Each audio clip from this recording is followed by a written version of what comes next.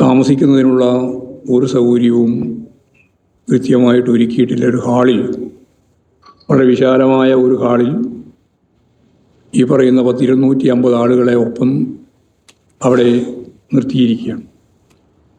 കിടക്കുന്നതിനാവശ്യമായ രീതിയിലുള്ള എന്തെങ്കിലും സാധനങ്ങളോ അതുപോലെ തന്നെ ദൈനംദിന ആവശ്യങ്ങൾക്ക് വേണ്ടിയുള്ള ബ്രഷോ അതുപോലുള്ള കാര്യങ്ങൾ പോലും ഞങ്ങളെല്ലാവരും വീട്ടിൽ നിന്നിറങ്ങി ഇവിടെ എത്തിയതിന് ശേഷം ലഭിക്കുന്നില്ല എന്നുള്ള പരാതിയാണ് അവർ പറഞ്ഞത്.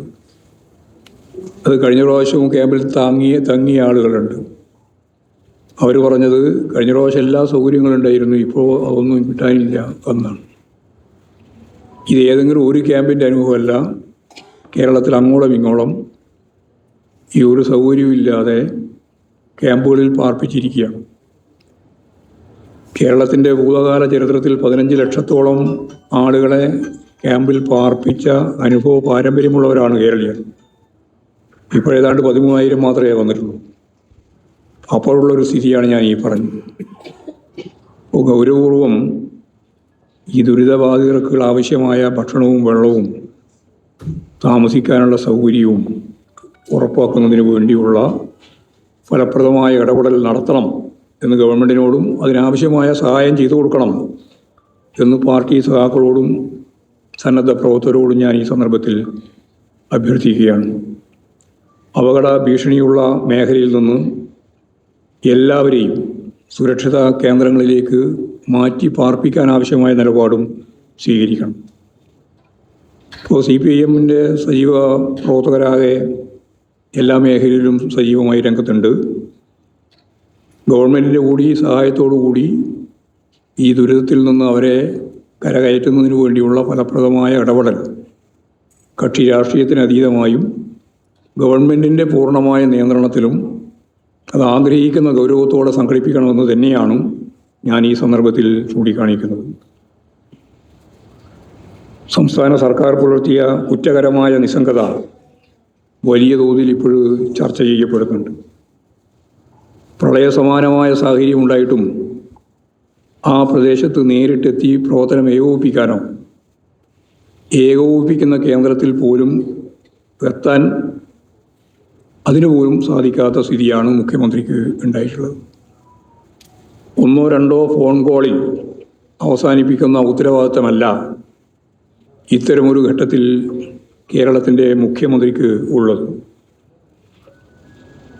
മഴക്കെടുതിയിൽ സർവ്വതും നഷ്ടപ്പെട്ട മനുഷ്യരെക്കാൾ തനിക്ക് പ്രധാനപ്പെട്ടത് വിരുന്നും ജ്വല്ലറി ഉദ്ഘാടനവുമാണ് എന്ന രീതി ആവർത്തിച്ച് ഇന്നലെ പത്രസമ്മേളനത്തിൽ തന്നെ വ്യക്തമാക്കുന്ന സ്ഥിതി നമ്മൾ കണ്ടു.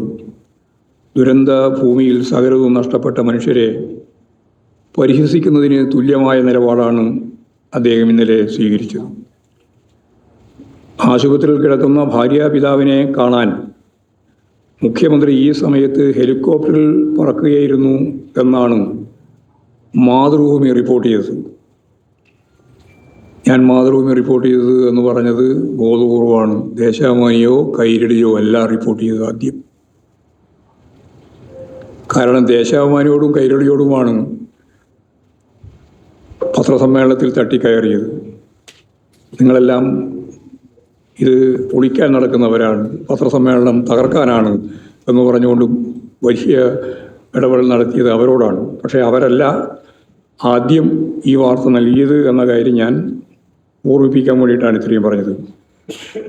ഒരിക്കൽ പോയിട്ട് ഇറങ്ങാൻ പറ്റാതെ തിരിച്ചു വന്ന് രണ്ടാമത് വീണ്ടും പോയിട്ടാണ് ഭാര്യാപിതാവിനെ കണ്ടത് എന്നാണ് പറയുന്നത്. അപ്പോഴാണ് പേര് വെളിപ്പെടുത്താനാവാത്ത ഏതോ നിക്ഷേപകനെ കാണാൻ ആണ് ഞാൻ പറന്നുപോയത് എന്ന് വിശദീകരിച്ചത്.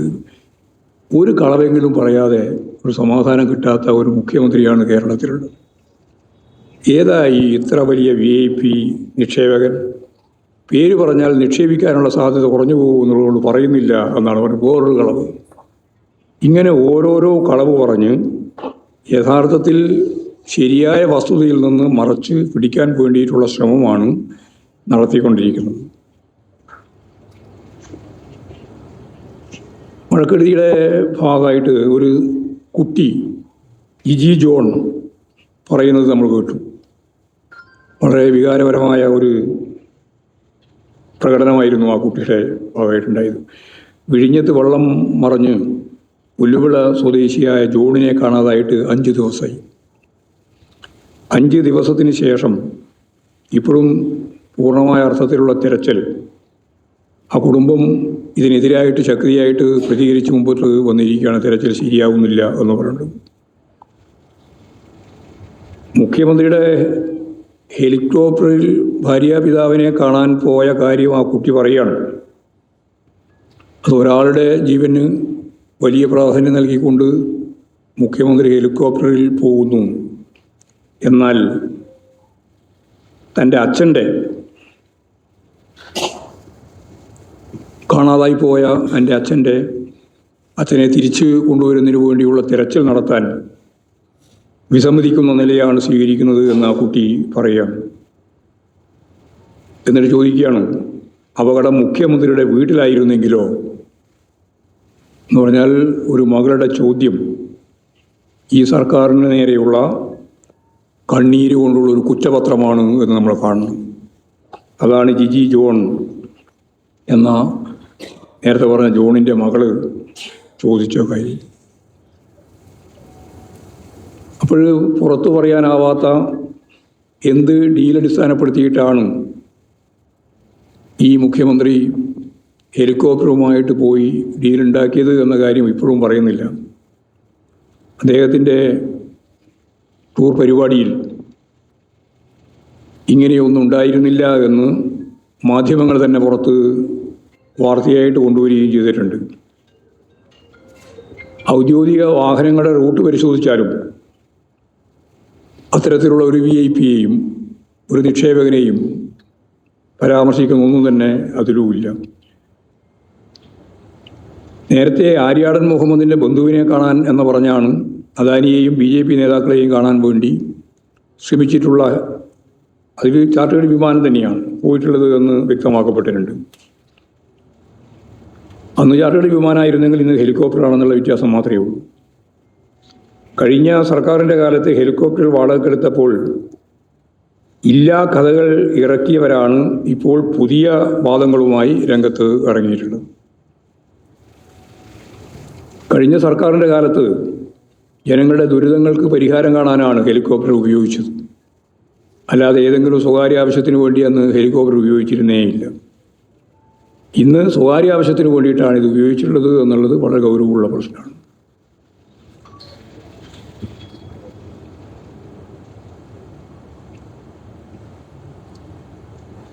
മറ്റൊരു കാര്യം ഇപ്പോഴും കേരളം ചർച്ച ചെയ്യപ്പെടുന്നത് CP ജോണിൻ്റെ പ്രസ്താവനയുമായിട്ട് ബന്ധപ്പെട്ടാണ്.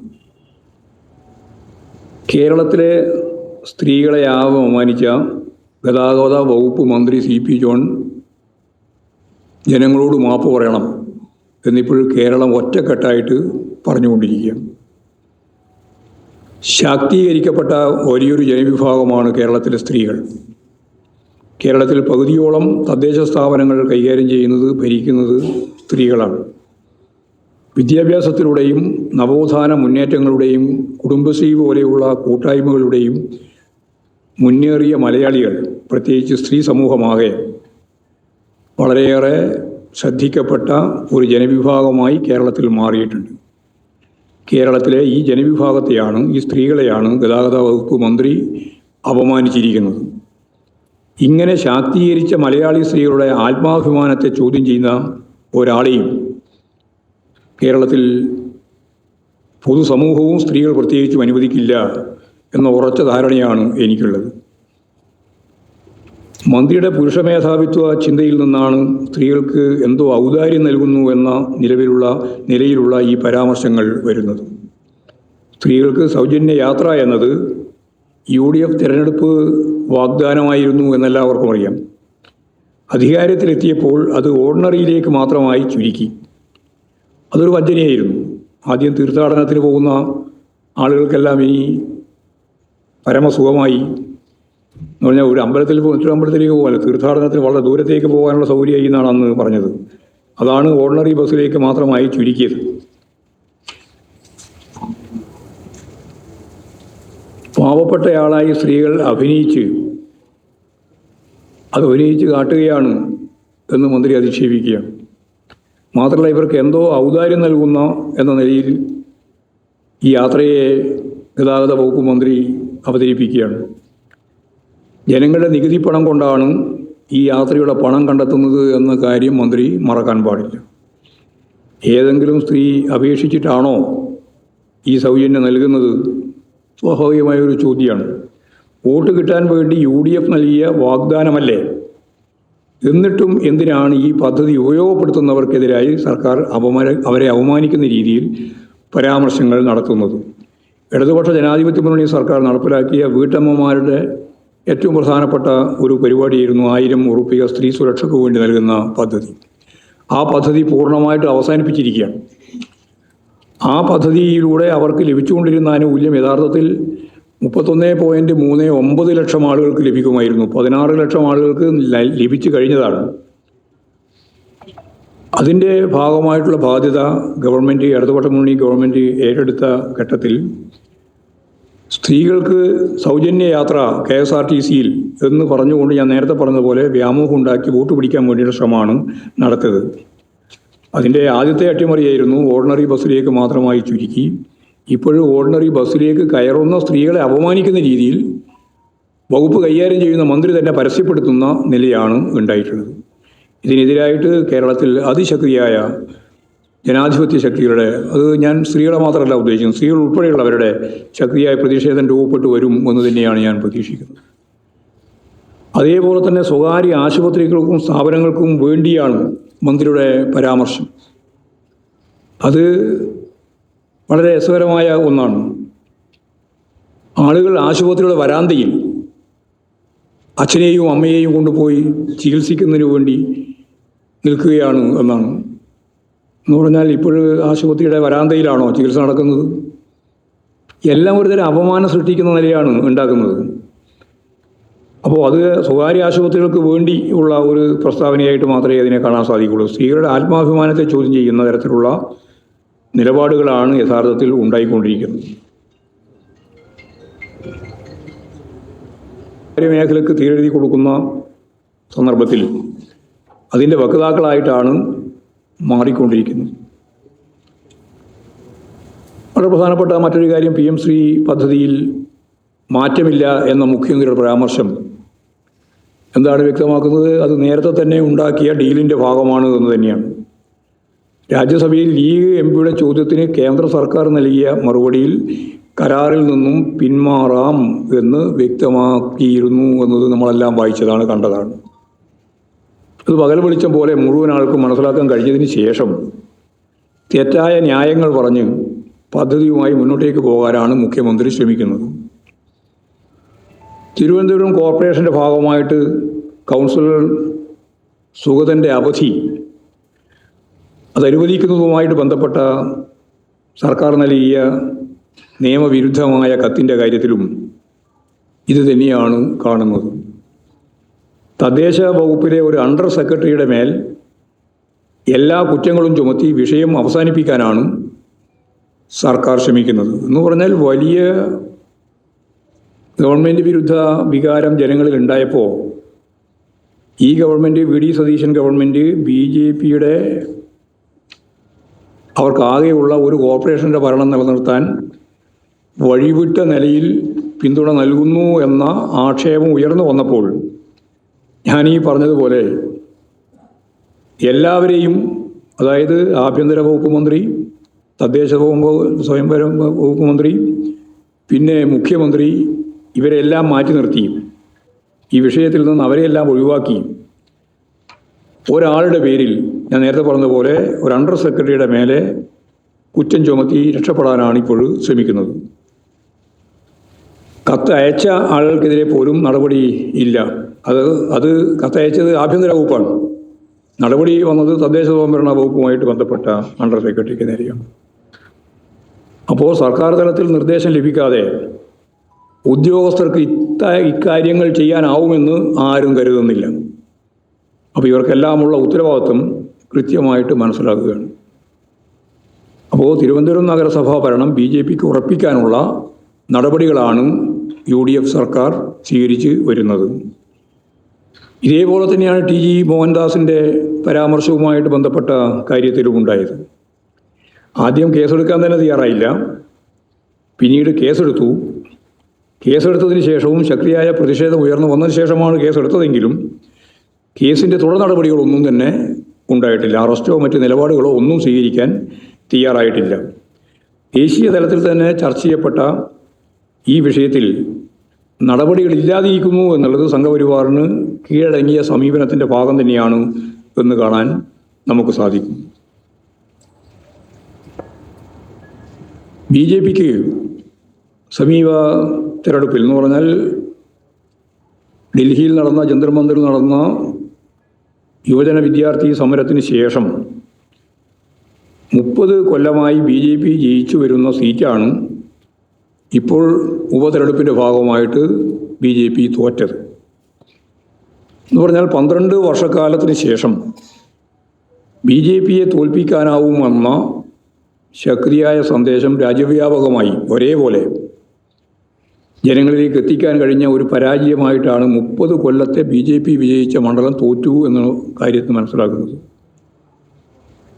ഇപ്പോൾ ഈ സർക്കാരിനെതിരായിട്ടുള്ള നയത്തിൻ്റെ ഭാഗമായിട്ട് ജനങ്ങൾ മാറി ചിന്തിച്ചു തുടങ്ങി. പ്രത്യേകിച്ച് യുവജന വിദ്യാർത്ഥി വിഭാഗം BJPക്കെതിരായ വലിയ പ്രതിഷേധം, അതിൻ്റെ പ്രതിഫലനമാണ് ഈ ബങ്കിപ്പൂരിൽ ഉണ്ടായിട്ടുള്ള വിജയം എന്ന് കാണാൻ നമുക്ക് സാധിക്കും. BJPയുടെ പരാജയം. ഇപ്പോൾ നരേന്ദ്രമോദി ഏത് പട്ടിയെയോ പൂച്ചയെയോ നിർത്തിയാൽ വിജയിക്കുമെന്നാണ് BJP നേതാവ് രവിശങ്കർ പ്രസാദ് ഈ മണ്ഡലത്തെപ്പറ്റി പറഞ്ഞിട്ടുള്ളത്. അപ്പോൾ ബങ്കിപ്പൂർ മണ്ഡലം എന്ന് പറഞ്ഞാൽ നരേന്ദ്രമോദി ആരെയാണോ തീരുമാനിക്കുന്നത് അതിൻ്റെ ഉദാഹരണമായിട്ടാണ്. പട്ടിയോ പൂച്ചയോ നിർത്തിയാൽ വിജയിക്കുന്ന മണ്ഡലത്തിലാണ് യഥാർത്ഥത്തിൽ ഇപ്പോഴും BJP തോറ്റത്. അപ്പോൾ സ്വാഭാവികമായി BJPക്കെതിരായ നല്ല രീതിയിലുള്ള മുന്നേറ്റം രാജ്യവ്യാപകമായിട്ട് രൂപപ്പെട്ടു വരുന്നു. പ്രത്യേകിച്ച് യുവജന വിദ്യാർത്ഥി വിഭാഗങ്ങളിലും മറ്റ് തൊഴിലാളികൾ ഉൾപ്പെടെയുള്ള കൃഷിക്കാർ ഉൾപ്പെടെയുള്ള മേഖലയിലും എന്നുള്ള ഉദാഹരണങ്ങളായിട്ടാണ് ഇത് കാണാൻ കഴിയും. അപ്പോൾ BJPക്ക് എന്താണ് ബദൽ എന്നതിന് ജനകീയമായ മുന്നേറ്റം തന്നെയാണ് ബദൽ എന്ന് ഉറപ്പിക്കാൻ കഴിയുന്ന ഒരു തിരഞ്ഞെടുപ്പ് വിധി കൂടിയാണ് ഉണ്ടായിട്ടുള്ളത്. ഇതാണ് പ്രധാനമായിട്ട് പറയാനുള്ളത്.